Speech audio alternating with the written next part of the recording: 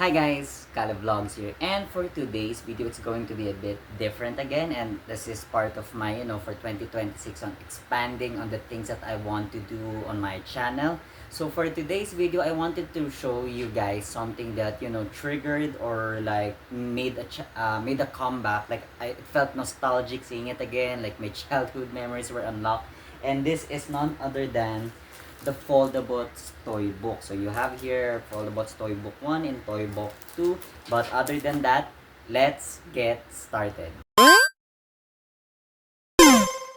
Okay guys, so based from the intro of the video, I'm still going to categorize this as a toy review because technically speaking, these are considered toys, or at least from the time na talagang sumikat siya until yun nga, nawala siya for quite some time and then bumalik ka ngayon. But again, I'm still gonna consider this a toy. But to give you guys like a brief context on this one, so etong what you call foldabots, these are like a cut out paper cut out that you can form into a robot. And then of course, much like a transformer, eto siya, you can also transform it based on the type of vehicle or animal or insect that it transforms to. So yes, based from what I just said just now, it transforms into a variety of things. So you can think of this like Transformers but more on a budget setup.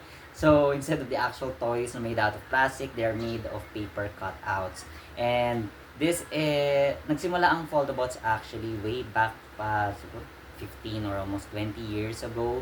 They started out from the K.Zone magazine. So again, for those who might be watching this video, baka hindi nyo alam ano yung K.Zone. So I actually have an example here, like a couple magazines that I have in my room. So K-Zones are like magazines that were published by Summit Media back then, and these are like yung ako masasabi ko yung panahon ko, like when I was still young to my elementary years to high school years even. Ito yung magazine na parang lagi kang stay ahead. So like before the booming of social media talaga, you get updated on a lot of things. This was like our go-to to know yung updates of the upcoming movies, mga brief backgrounds of the movies that are gonna come, shows, new musics, rising artists, gadgets and stuff. Like basically this is like a pop culture magazine that was published by Summit Media back then. So K-Zone actually stands for Kids Zone. Again, it does really cater to to kids. And yun nga, as I mentioned, si Foldabots, dito siya nag-start talaga sa K-Zone magazine nun. I'm not quite sure on the exact year that it started, but it definitely started in K-Zone between 2000 to 2006.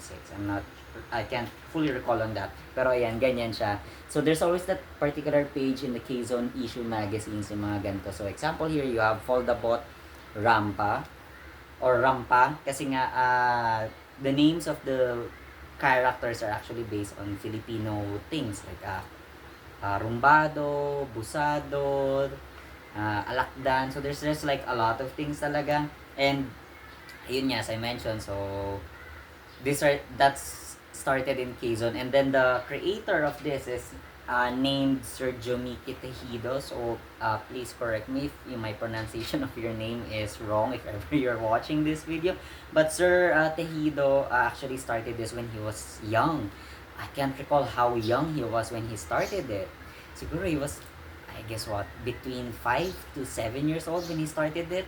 And then ayun nga, from there on, parang hindi in-expect na magkakaroon siya ng something na ikakatuwa. And then it really went on for years, until nag-stop na lang siya at some point siguro nung nag-start na siya mag-college, until mag-work na siya, parang hindi niya na natutukan yun. So yung mga sumunod na Foldabots release na sa kada K-Zone issue from, I could roughly say from 2012 onwards, or I don't know, basta merong point na period na parang hindi na siya yung exactly gumagawa ng mga characters, but rather merong mga fan votes na nagsasubmit per month. And then of course, the staff or the crew from K-Zone would pick na, okay, ito yung ilalabas natin for the Foldabot sa gantong issue. And then yun nga, ganun na siya, naging continuous na siya, tapos nag-stop na lang din siya at some point kasi yung mga sumunod na issues up until to the last issue that Summit released for K-Zone weren't Foldabots na talaga. So I guess naubos na yung ideas and so on and so forth. And nawala ang K-Zone for some time. It was kind of sad for a lot of us, na especially those who collected like myself.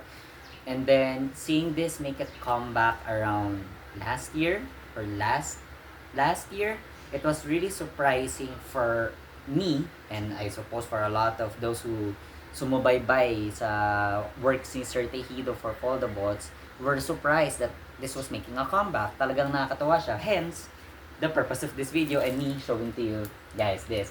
So, Sir Tejido was again, really surprised at to finally create again the Foldabots storybook. And ako, I couldn't be more happier because uh, I never got the first Foldabots storybook magazine back then. Like, nag-start na ako with number 2. So, I wasn't able to get that kasi mahal siya at the time. It was like 175 pesos na I know in today's time would be seen as, cheap na siya. But, back then, 175 was not cheap. Let me tell you that. So, ayan siya. Nakakatawa na I finally got myself to have the Foldable Storybook 1. And, most of you might be asking, ano ba laman yan? Ano ba yung nakikita dyan? So, much like how you saw the K-Zone, like what I showed to you, the K-Zone earlier. So, let me just actually change my camera angle to yung nasa top view siya para mas mapakita ko sa inyo ng maayos ano yung laman ng mga ng Foldable Storybook na to and itong second one that they release and just to further talk about it more. So let me guys just change my camera angle real quick. Okay guys, so as you can see, pinalit ko na yung angle natin, and again, still apologize for this one. I haven't had the time to buy the new tripod that I need, but I'm earning up for it naman na para mapalitan. So again, apologies for this one. But anyways, so this is the Foldabots Toybook 1. So this was again released, I think, 2 years ago. So it was 2024 when this was released, and I think it was publicly announced on Facebook, and then nagkaroon siya ng official launch by the MIBF season. I'm not sure, I can't fully recall on the exact time and date of it, but all I know, this was 2 years ago kasi si Foldabots Toy Book 2 was last year. But anyways, eto na siya. Again, this is created by Sir Jomike Tejido. So, ayan yung pangalan niya, guys. At siya yung creator of the Foldabot. So, again, I really do apologize, Sir Tejido, if I'm pronouncing your name and surname wrong, or, I haven't had the chance to meet you in person, but hopefully someday when I go to MIBF. But sorry guys, I digress. So ito siya, this is the artwork from the front. So you might be wondering sino-sino yung mga yan, ano ba yung mga yan. And then ito, there is like a little snippet on how you can see ano yung itsura nila pag binubuo talaga sila. And then here's the back part, which is something new na this was never done before. Yung parang mga it's what they call text cards. So text is like yung mga small paper cutouts na ginagamit ng mga panlaro when we were kids. So for those watching this video, you might probably know what I'm referring to, but for those newer ones na yung mga medyo younger Gen Z to Gen Alpha, or yung mga naborn na 2012 and beyond na baka hindi na to alam, and for you guys might see it prehistoric. But yeah, text cards is like a paper cutout toy. We still call them toy back then talaga yan. I think naman hanggang ngayon. Now, we used to play as kids. But ayan, sorry for the delay. So, eto na siya. Let me guys just show to you this. So, ayan. So, this is actually Sir Jomike Tejido when he was young. So, that's a picture that he used talaga noon nung nag-start siya sa paggawa ng Foldabot. So, ayan. As you can see, nakikita niyo yan. And he made this, again, for those who want to experience again on this one. And of course, he's also known for making other books. So as you can see here, meron siya mga Claysaurus, the robot versus dinosaur, and there was an old woman who lived in a book. So he's actually nagsusulat din siya. So if you guys have a chance to read them, or at least for your kids, you go and check him out, guys. So ito yung website niya, you can check. And then of course at Foldabots, if you guys want to check this more. And then of course, it's like the brief introduction on what you're supposed to do or on paano mo siya gagawin.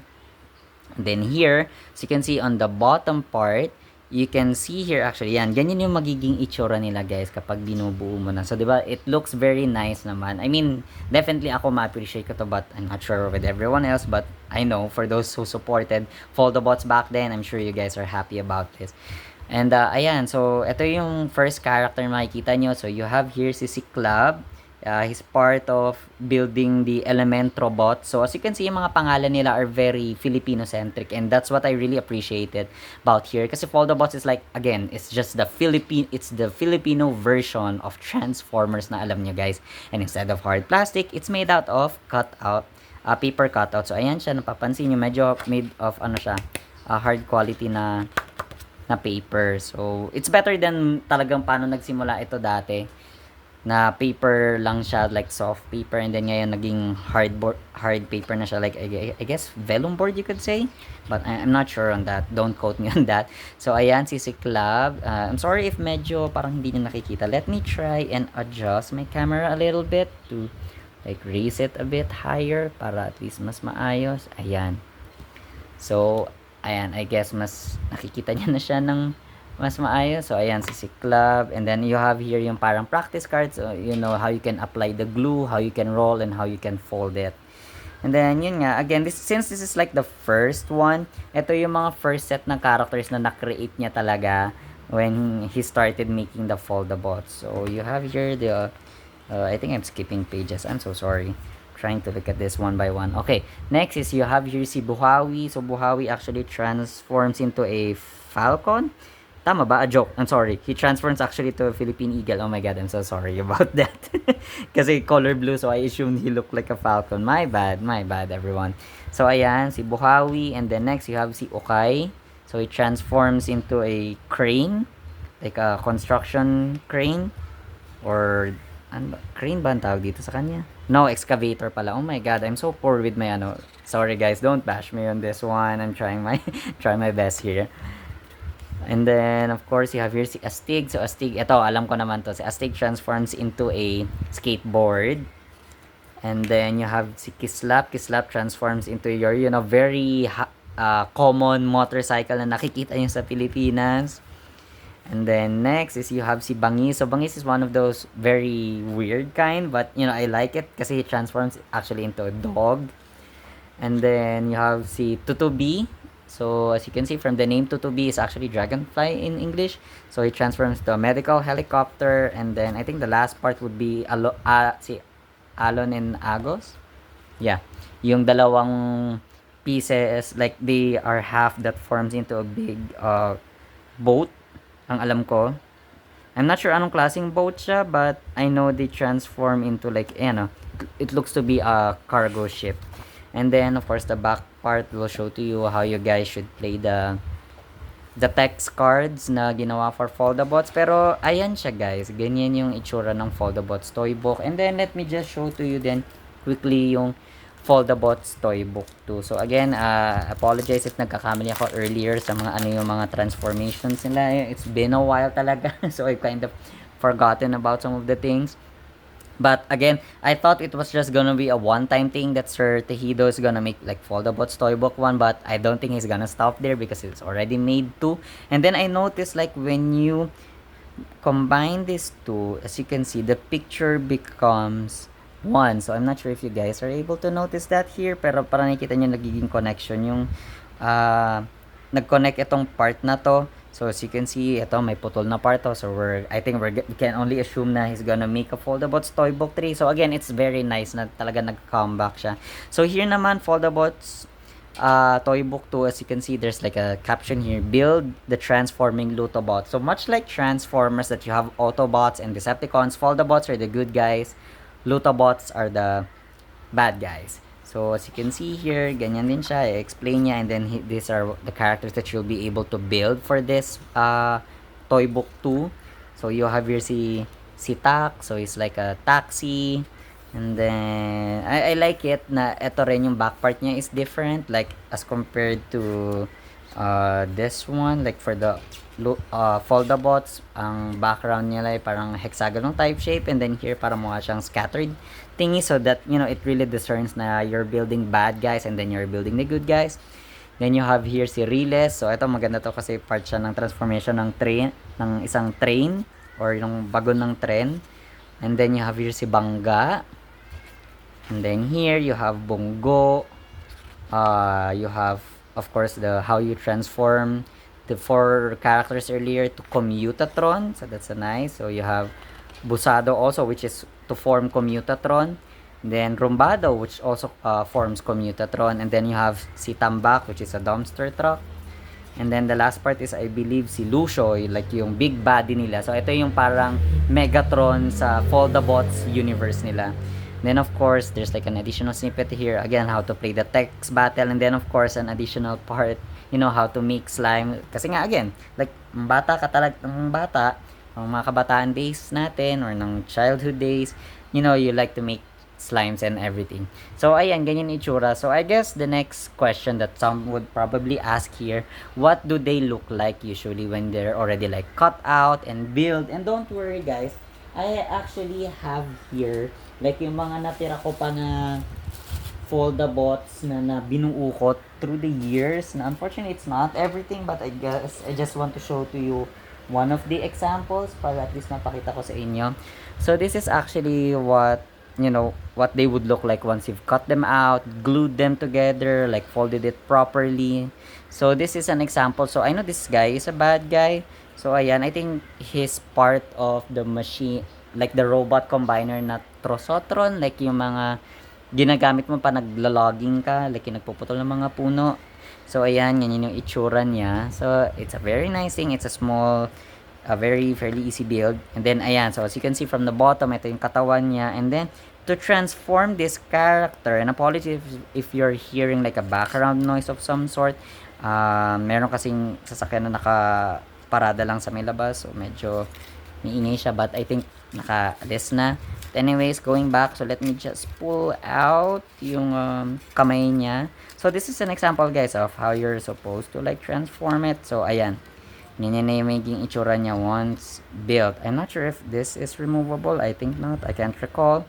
So ayan, ganyan na magiging itsura niya pag na-transform na siya. So again, it's like a cut out version of how you can like build transformers basically, but of course it's cheaper and it's easier. So ayan, so I guess in today's generation they might not appreciate this, but for us back then, yung mga kaedaran ko and probably 2 to 5 years older than me pa would appreciate this yung back then, especially kung nangongolekta ka ng mga issues ng K.A.L.Y dati and love the Foldabots and Lutabots universe. So this is like something that you would really appreciate. So ayan siya.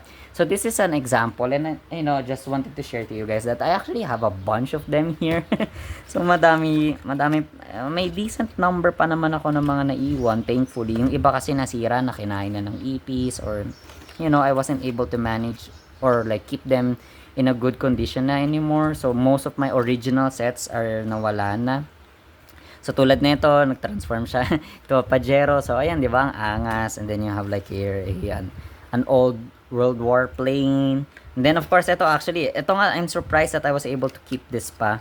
So this is actually si Tambak, and this is the first, I'm not sure if this is the first iteration or the second iteration na ni Tambak, kasi yun nga, 'di ba guys? So just to share, 'di ba, aside nga na may toy books 1 and 2 na na-release this year. Of course, back then meron din talagang mga toy books na nilabas din na create specifically. So I actually have it here beside me also. So let me just share it to you guys. So this was what I was mentioning. So back then they really did release din yung mga specific na toy books na, for example, if hindi mo man nakuha yung K-Zone issue with that particular Foldabot or Lotabot character, naglabas sila ng ganito, ng mga parang toy book din back then. And of course, it's not 175 nga. It's actually 195. So back then, 200 pesos for something like this is quite expensive back then talaga. Unless talaga may pera ka, may ipon, or maswerte kang bibiling ka ng magulang mo. So as you can see here, these are like many more of the characters that Sir Tejido made for this universe. So meron dito si Gigantecron, Aquaticron. There's like other characters here. So yan, Foldabots Toy Book 2. And then you have like Toy Book 3. So yung mga different characters talaga yan. And then it exceeded up until 4. Yeah, I have 5 and 6. So unfortunately, I don't have Foldabots Toy Book 7 and 8 tsaka 1. So hopefully with this one, nagkakaroon na ng at least comeback. Na again, it really felt nostalgic seeing these things again. Dahil na nagka-comeback na tong mga to, hopefully, we can see more of this in the future, because definitely if Sir Tejido will keep making this, I'm gonna support him by buying itong mga merchandise buying these books that he created, because again, this is part of my childhood. This is like very nostalgic for me to see this. And then I'll probably do more contents in the future of me like going to cut this out and make it into a robot kasi I do want to like cut them out and then put it on a display shelf para at least, it's something na I can part of my collection. But ayan siya guys. So let me just change my camera angle lang ulit before to close off this video. Okay guys, so that's it lang naman actually for today's video. There's nothing much, to further discuss and everything. I just wanted to share and show to you guys something that, really made like a nostalgic comeback for me, and a childhood memory unlocked talaga. And again, I'm just so happy that Sir Tejido, decided to redo this again or like recreate it again. And for me, as part of this was part of my growing up years talaga as a kid, and even up to my teenager years, like up until to the very last issue that K-Zone or Summit Media released for the K-Zone. I have it in my room actually, guys. I have a good number of K-Zone comics. I think I have not comics, sorry, K-Zone magazines. Na I think the oldest one that I have is 2002, and then some of the things parang nawala lang. Then I have like the rest na from 2006 onwards. So I really have a good number of it. So talagang sinubaybayin ko siya. It was really part of my childhood yung pagko-collect ng K-Zone magazines. And I couldn't be prouder of it. Na I'm proud to say na dumaan ako dun sa stage na yun ng childhood ko and even teenage years of collecting this. Kasi again, before social media, before everything is now becoming digitized, this was back then like an amazing thing, for at least for me personally, for me, na this is what keeps me up to date on things that are gonna show in the movies, show in the TV shows. This is what keeps me updated on the newest songs, sino mga artists or singers na may magba-birthday for that month, ano yung mga bagong release ng mga gadgets, and then there's like even mga parang comic strip areas here, even video games, may mga tips and tricks and advice when you're like going to play a kind of video game. So that's everything that we have here in K-Zone. But again, the purpose of this video is to highlight etong Foldabots na toy book that was remade again, or at least re-released by Sir Jomiki Tejido. And of course, this is like an updated version from the previous ones. And I just wanted to share it in today's video, guys. Na I couldn't be more happy about it. Like, it really makes me happy na may ganito na ulit, and hopefully to continued success of Sir Tejido, that he continues to make progress pa ito from Toy Box 3 and onwards talaga. And I'm just really happy about it. And I might probably do a video about it sometime again in the future to actually cut them out and then share it to you guys, like either through a short or like a quick video lang. And then ayun nga, as I mentioned earlier, na I want it actually to be displayed sa kwarto ko, so I'm gonna allot a certain section of my room to have this put up, like either in the robot modes or the vehicle modes or whatever mode that they transform into.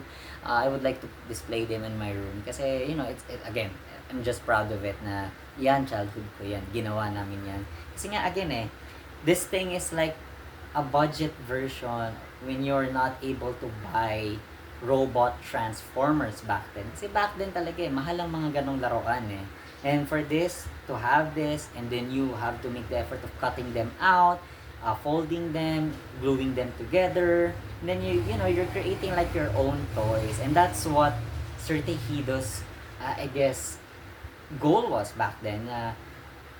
Na I couldn't get the toys, so I tried to make my own toys, and then from there it really kickstarted his, I guess, his creative journey and career to where he is now. So again, if Sir Tejido is watching this video again, just from the bottom of my heart, I wanted to say thank you, because you created these things. Itong create nyo yung Foldabots universe, and because of that, it was part of my childhood.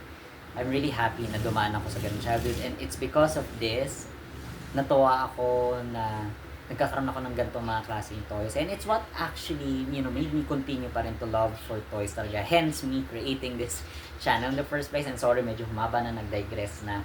But, yun lang naman guys, I don't want to make the video any more longer. But that's it lang naman guys for today's video. If you're not yet subscribed to the channel, please do so and turn on that notification bell para nga naman updated kayo sa mga uploads ko in the future. Like this video if you like this video, and comment down below guys if you're a Foldabots fan, or like sinubaybayan mo to dati during your childhood years or adolescent years. Comment them down below guys. I would love to read your thoughts, and what do you think would be the lineup for Foldabots Toy Book 3. Ano sa tingin niyo, sinong lineup of characters sa gagawin ni Sir Jumiki Tejido? Would it all be an all good panay mga Foldabots or panay Lutabots or probably for Toy Book 3 half-half na?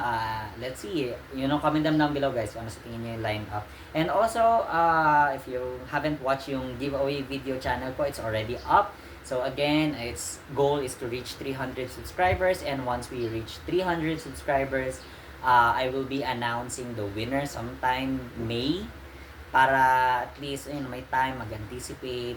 And again, from the bottom of my heart also, I wanted to say thank you for continuously supporting my channel. So again guys, if you haven't watched the giveaway video and the mechanics on how to join, click the link in the description down below guys para may redirect kayo dun sa giveaway video ko na yun. But that's it lang naman guys for today's video, and this has been another episode of K.A.L.Y Vlogs. Thank you guys for watching. See you guys next